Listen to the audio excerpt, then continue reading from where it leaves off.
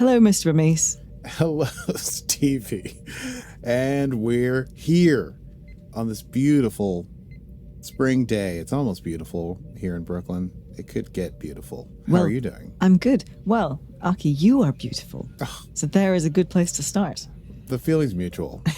This is just a beautiful non-Zoom link thing. Link thing? I'm going to get my words together. It's early in the morning for me, and my vocabulary is yet to catch up with my brain. But we're going to get there. I'm jump-starting it. Gosh, we only have a few episodes of this stuff left before it's all... Oh, in fact, it is over. We're a few weeks behind. We are. And I have assiduously avoided all posts and messages. Are you caught up? I am. I did it. I watched them all. God, what it must be like. Yes, let's not skip ahead. But I do really want to talk about it. Okay, great. I have only cleared the episode we're talking about today. That way, I cannot spoil. I guess let's start the show. Let's start the show. Set Phasers, a highly illogical Star Trek podcast.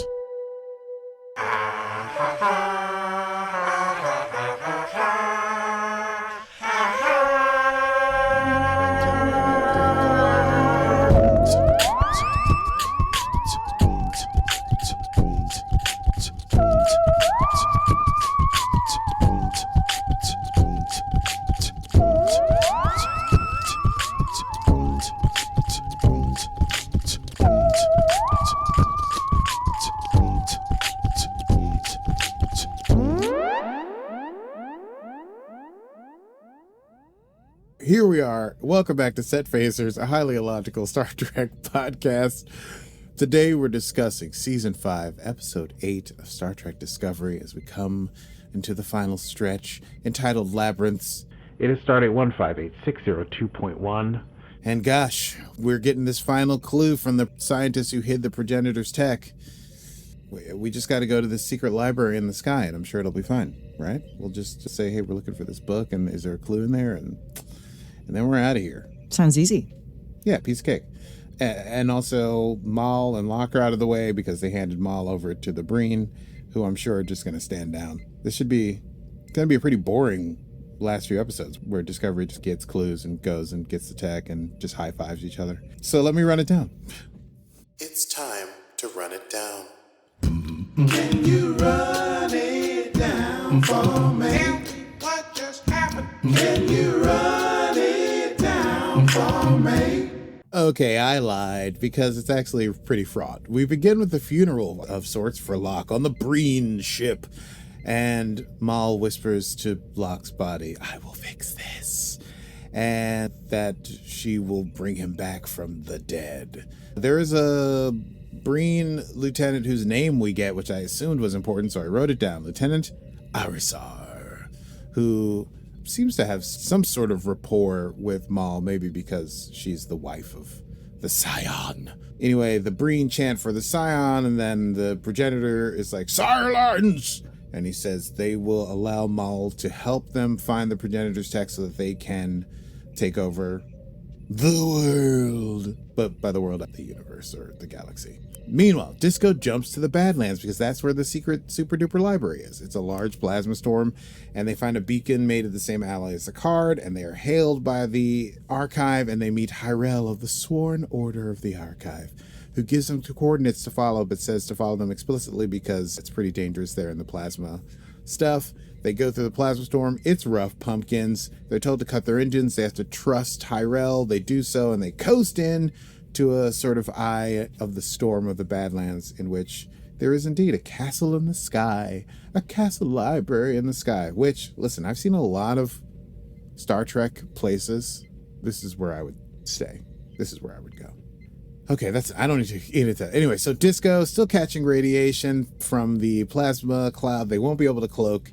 They're about to head down. Michael's going to head down, and they are told by Hyrel that there's one further matter. Their scans have shown that there's a Kwejian on board, and they have an artifact from the planet, which has now been destroyed, and they would wonder if said colleague would join Michael going down. Michael's, of course, because Hyrel doesn't know all the crazy history between Book and Michael. Book is still upset about Moll being handed over to the Breen, and he and Michael almost have a discussion about it, but they don't have time because the mission takes precedence. So they head down to the archive without having settled that issue. In the archive, which I wrote Harry Potter Library, it's beautiful and tall, ridiculous. Yeah, it's a real library. What? It's a real library in Canada. First off, you better put that in the Easter eggs, and we need to talk about it, and I have to go there. I don't know that it's an Easter egg, actually, because Easter eggs are throwbacks to... It's an Easter egg for my life. I want to go to that library. Okay. Oh my God. I thought it was AR wall or something. It's so beautiful. It's slightly derailed. Listen, it doesn't have to be in notes or whatever, but you and I need to discuss it. Where the hell was I? This Harry Potter library that exists in real life, but is in space. They've been informed about the Breen issues by the crew. Hyrel says the Breen have contributed to the archive and they have experience dealing with them, so not to worry. They say everyone is welcome so long as they follow the rules. Book and Mike are taken to their viewing rooms. The first room is for Michael, and there is the manuscript, The Labyrinths of the Mind.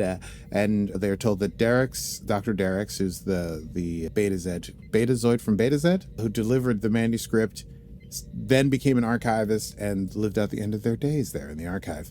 Michael finds an artifact in the book while reading it, and puts her finger on it. Meanwhile, and nothing happens. And meanwhile, Book goes to another room with Hyrel and is presented with a box of tule wood, which is a type of wood from Kwejian.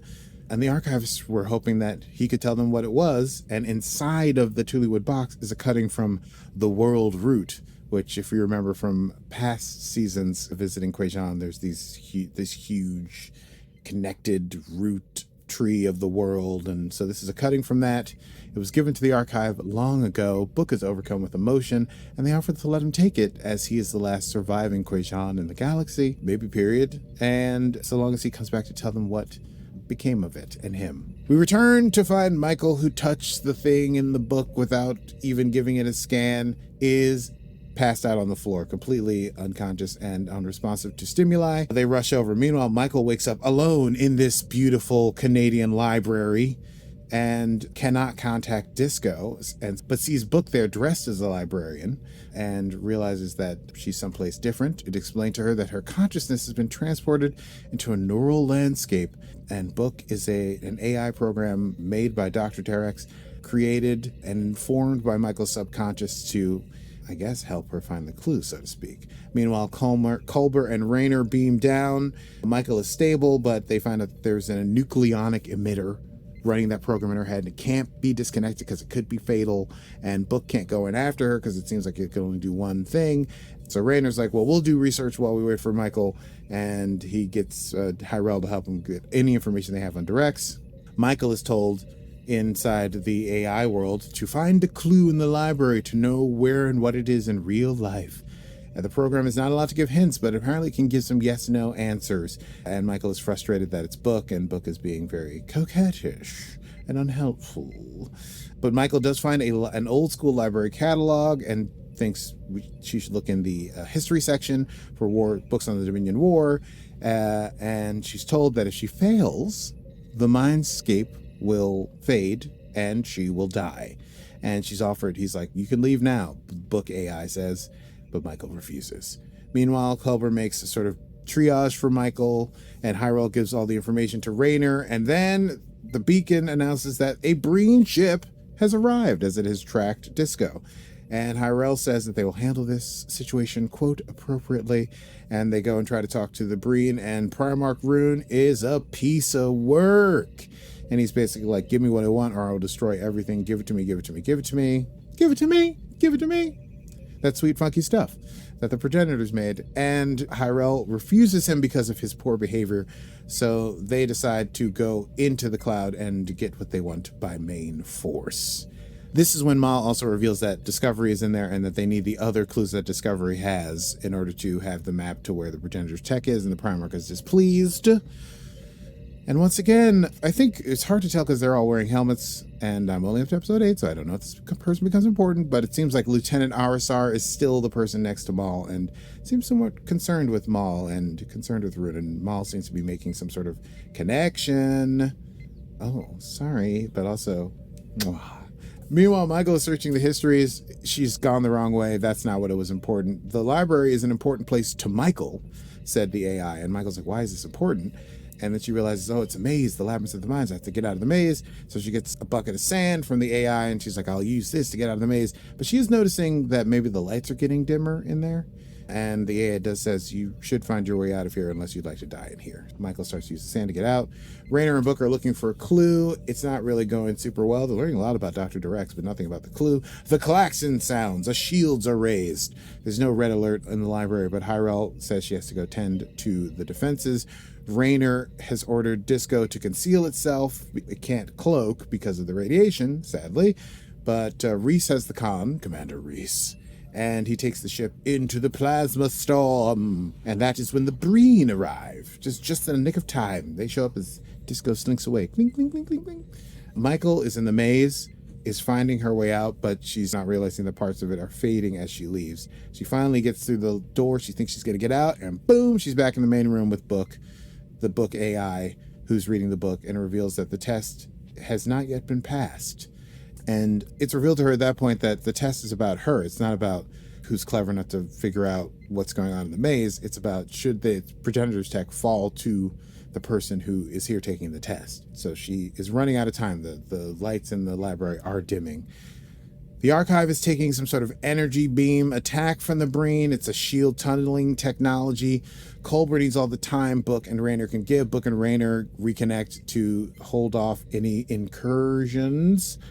Michael is trying to figure out the test. She thinks, okay, why is this important? Because of the mission. Why are you here? Because I have issues with Book and we didn't fix it before we came on this mission. And Book says that all may be true, but that's not the answer. And Michael says, is it about proving that I deserve to be here, that I deserve the uniform, that I deserve the rank, which is all very meta. And Book says that also may be true, but that is not what it is. And Michael gets upset and says, I'll find my own way out. Damn you. Meanwhile, Stamets, Reno, Adira are trying to figure out how to disrupt the Breen tech. They find small fluctuations in the energy beam, harmonic resonance. And Reno, once again, has an odd job from back in the day. He used to do comm relay repairs near Hesperia, and they would use concentrated positron beams that could achieve any resonance you wanted, and that causes Stamets and Adira to realize they could use the beam to shut down the tunnel temporarily, which at least would hold off the Breen for a time. Raynor and Book preparing their defense. They hide in the shelves. The tunnel does get shut down, but some Breen get through. And so we get to see Raynor and Book taking down these troops, having their own little diehard moments. Moll asked to be sent down there because she believes she could take these guys down. She's denied by Rune.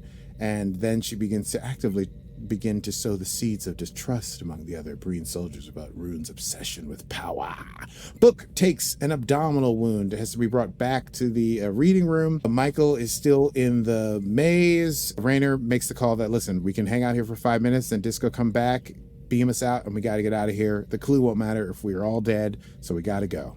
In the labyrinth, Michael returns, apologizes. The lights are out, except for a few. Time is almost up. Michael believes there's nothing else she can do, so she has a conversation with Book, and he says, are you afraid of death? And she's like, not really. And she's like, what I'm really afraid of is failure, of not being good enough as a captain and a friend and a partner. And she lets that fear drive her, which she dislikes, and she should have told Book about that when their relationship dissolved, because it was easier to pull away than to admit that she was afraid that she would let him down. But she says that was the whole thing. And then she asks, so could you tell me at least what the test was before the lights go out and I die? And the Book AI says, no need, because you pass, baby. Could you hear me with the Book music?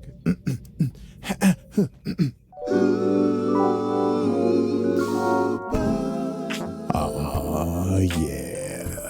That's right, Michael. I'm just an artificial intelligence of Book, but I'm still fine as hell. And guess what? This test was all about you discovering your vulnerabilities and relating them honestly, so that we knew we could trust you with this technology. And you know what? It's one hell of a test. Oh, yeah. Very good. Thank you. Impromptu book, which I really do need to warm up for. The book says you pass the test. They say there's a crystal in archive room 19 or something. Go to it, break it, the last clue's inside. And he says, and I have one more final thing to tell you about the destination. A way to get through it. ... And then we cut away to Michael coming to.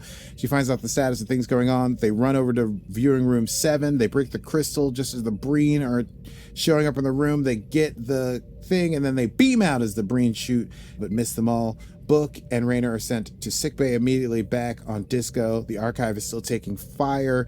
Disco prepares to fly in to draw fire. They hail the Breen. Rune says he will destroy the archive if they don't send over the last clue, all the clues immediately, and he begins to fire an energy weapon which causes significant injuries on the archive. Michael says, you know what? I'll give you the clue. She asks for his assurance, a tergoon, a sacred Breen oath that he will spare the archive if she gives him the clues. Meanwhile, she sends Tilly to get the clues to the bridge and finish the map so they can find the tech.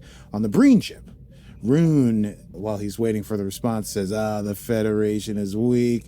And Rune grants the Tergoon, thinking, whatever, we'll get the technology and it won't matter.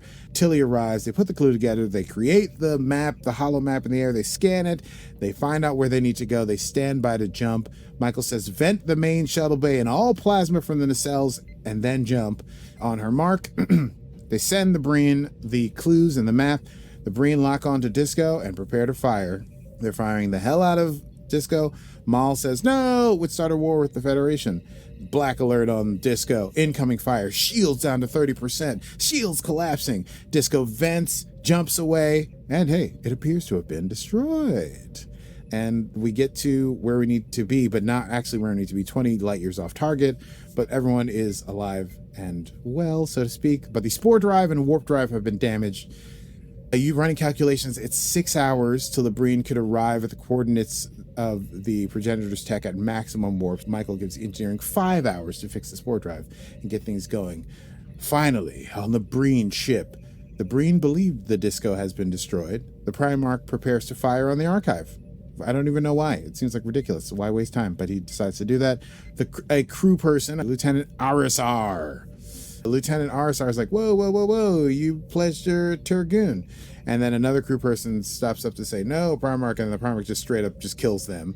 And then Moll says, if you destroy the archive, it won't be just the Federation that's coming after you. There are other Breen who have artifacts here. They'll be coming after you. And Primarch's like, I don't give a shit. And then Locke is like... Moll's like, Locke will never support your succession, Primarch, if you act like such a jerk. And Rooney's like, I don't think I need Locke anymore. Or Moll. And the Primarch makes his Primarch staff weapon. And it's interesting, these baddies in a lot of these sci-fi movies have like a weird, like a phallic thing that they use, which is not more useful than a gun. Just shoot the person you want to kill. But he's like, let me make my staff and then hit you to death with it. So he makes his cool staff and he comes over and he's gonna kill Moll, but then Arisar is there with him and pulls out their blaster and is like, no, don't shoot, and then causes the Primarch to pause for a second, and then Moll does like a sweep kick and grabs the Primarch's weapon and then shoots the Primarch twice. I couldn't tell if he's dead or if he's just knocked out. And then Moll turns to Arisar and says, I promise to get Locke back, and long will he reign. And the Breen chant, long will he reign, and there endeth episode 8 of season 5, Star Trek Discovery. Let's chat about that. I say, darling, let's do a quick chat about that. Yes, let's do. Well, Trouble's a coming. Trouble's a brewing.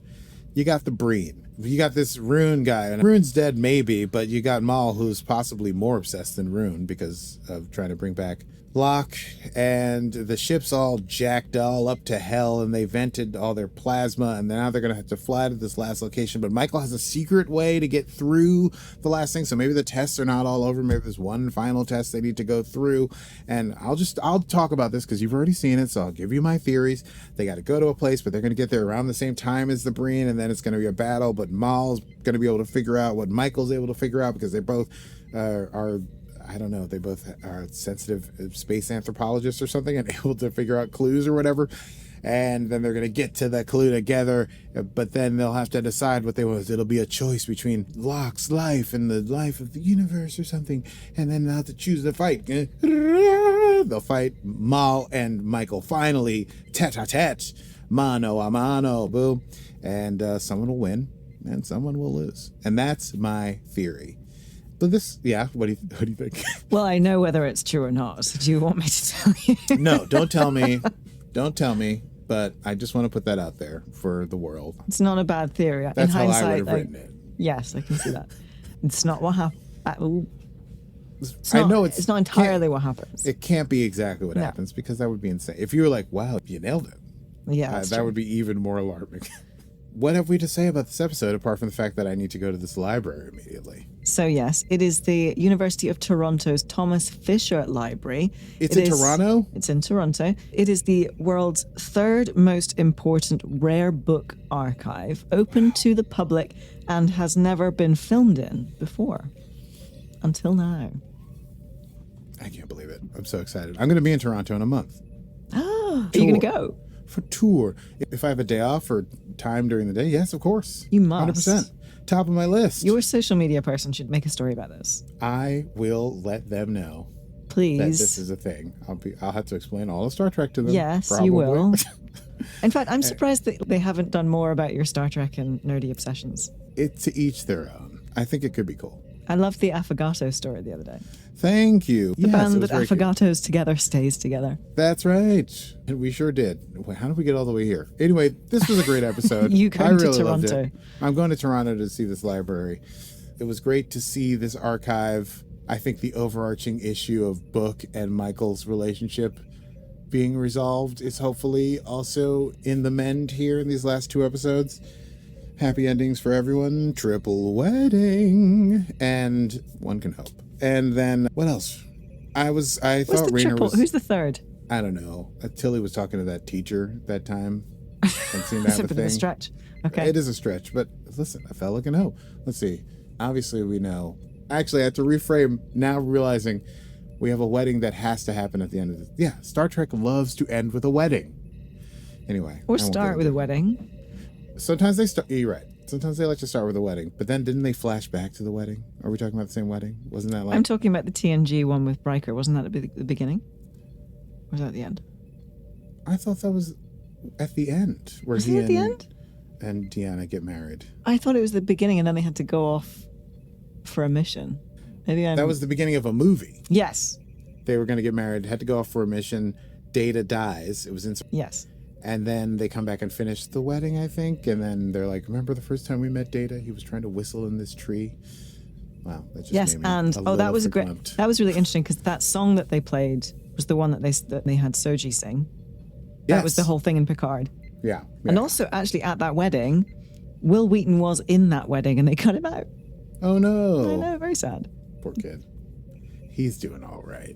He's fine. He's doing just fine. He's very good at the Ready Room. I really wish you did watch it. This is where I get all these fascinating facts about. I see some clips and I go, gosh, that does look like an interesting interview, but I can't bear the spoilers. But you're supposed to watch it.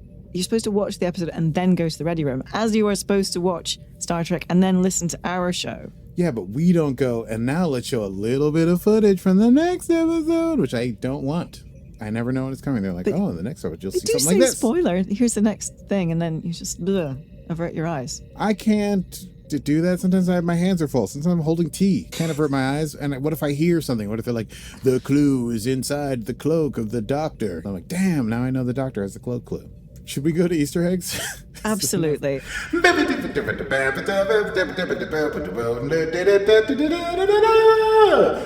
Welcome in, ladies and gentlemen. We go now immediately, as always, to the Easter egg desk with Stevie Man. Stevie, how are you today? Hello, okay, I'm well. I don't have too much for you on the Easter egg front today, but there is one big Easter egg that we should definitely talk about, and it is the Star Trek Next Generation episode, Inner Light. Whoa, what? How? Why? How is that? In the episode The Inner Light, Picard gets hit by a nucleonic beam, and then this puts him into this sort of it's a mindscape, and it's not a maze or anything. It's not like he has to finish or achieve anything, but he certainly has to live his life out in this sort of 1 second. And in a similar way, Michael's in there, and time's passing and all that. So that was the only real Easter egg I could draw on. I have no Easter eggs, except I was expecting to have maybe they cut this out of it. I thought it was going to be like, when you said inner light, I was like, did I miss the flute somewhere back there in the archive or something as they walked past it? But I thought there'd be more cool like artifacts from Star Trek that we'd see on the shelves or something, like a Kirk's chess set or Spock's hollow harp from that time that he played the harp and people danced. In fact, that's a good point. The flute could have been in there from Catan. Exactly. But you know what? It was a nice, tidy, it was a svelte, exciting episode, and they didn't need to. And I loved Harrell, and these are not Easter eggs, so I don't know what else to say. Yeah, there wasn't a ton that I can give you there, because it was all like about the episode in the Mindscape, and Marina Derex, that was obviously the other Easter egg, but we've talked about that in the last episode, I didn't think there was too much more than that. Because the big thing is this library exists in real life, and everyone should go to it. Yes, absolutely. But Thomas not before Fisher I get Library. to go. Thomas Fisher Library. Toronto, open to the public, people. Open to the public. Go after a month. Go do it. That is everything here I had from you. Lucky, that is everything I have for you on the Easter egg desk. It's back to you in the studio. It's back to me in the studio. Let's go immediately to, I assume, Quotable Bubba. Quotable moments. Let's see, quotable moments. I had a few. I especially loved Harrell's strange persona, saying everyone is welcome here as long as they follow the rules, and the book says, and if they don't, Harrell says, and we throw them in the dungeon, and then says, just kidding, we don't actually have a dungeon here. It's really more of an oubliette. Harrell also says, is your name really Book to Book? And he says, yes. And she says, how fun to have a book visit me in the library for a change. Harrell is living their best life, and I would truly love to live in the library as an archivist. The only thing I would complain about, there is no natural light. Yeah, you're living in a plasma cloud, but in 50 years, you could move to a sunny place because it moves around. But this is just where it is. You're right, there's no natural light. But they probably have hollow suites. You can go fishing. Yeah. When you visit, you'll have to see how much natural light there is. Oh, I'll expect a report. Expect a thorough report. I expect an Instagram story. An Instagram reel. One story? I want a reel. There's going to be stories. Yeah. Our poor social media person is going to have some editing to do. Any quotes on your end? No, I think you got that. I loved Harrell. Harrell's great. I loved when the Breen are like, give me what I want or I'll blow your smithereens. Harrell says, sir, in light of the fact that we have several priceless Breen artifacts in our archive, I'll do you the courtesy to suggest that you rephrase that question. And when the Primarch does not rephrase the question, Harrell says, may you find knowledge elsewhere. Basically a big middle finger too. And quotable moments, quotable moments, nope. See, that could have been the drop. Now we've got to redo it. Oh boy, quotable moments, quotable moments, beep-a-oo-bop. To me, this sounds like very Frasier-esque. It's like a little jazz piano. I think that's how you should do it. Sweet. I'm going to give some thought and find some salad and scrambled eggs lines to get to quotable moments. I guess we should just move on to next time. Next time on Set Phasers. Next time on Set Phasers, episode 9, Lagrange Point. The opposite of an oubliette, if you think about it, if not really, but exciting. Lagrange Point is where the furthest away you can get from a gravitational object, such that your orbit is stable, or it's how high you need to get to escape gravity. Can't remember. Anyway, if you enjoyed what you heard on today's episode, please do find us wherever you get your podcasts. We have covered all of the new Star Trek that there is: Discovery, Picard, Strange New Worlds, Lower Decks, and we will continue to cover the new Star Trek that comes out. Are you looking up Lagrange Point? Yes, I am. Position in space where the gravitational force of a two-body system like the Sun and the Earth produce enhanced regions of attraction and repulsion. These can be used by spacecraft as parking spots to remain in a fixed position with minimal fuel consumption. Someone remembers their physics stuff. Look at you. Physics stuff. I wasn't 100% sure, but I knew it was something cool like that. Something about it. That is very cool. Gravity. A friend of mine lives in Lagrangeville. Whoa. But I don't know that it was named after a spatial phenomenon. I'm sure this Lagrange character, maybe it was a person who discovered the math of this. Maybe that's where they're from. Yeah, No they're idea. from Lagrange. Well, anyway, you can follow us on all of the things. We're at Set Phasers Podcast. Do follow us on YouTube. Lots of reels and things to have fun with. We often put our news up there. If you like little bite-sized chunks of content, you can find it there. And yes, that's everything. Oh, hey. Some of you are following us on Patreon, but more of you could. And I promise we'll do something with our patrons soon. We'll go above and beyond with our patrons because they truly are friends. They really are at this point. We love so Chad. We love Eric. Exactly. Oh, maybe we'll watch a movie. Maybe we should watch a film. A film. How delightful. Yes, but if you'd like to become a patron, a Patreon supporter, just go to patreon.com/setphasers. Yes, for more. Anyway, that's it from us. I am Stevie Mans. And I'm Aki Burmese, and there's more of that down here, you gelatinous assholes. And this has been Set Phasers, a highly illogical Star Trek podcast. Computer. End program.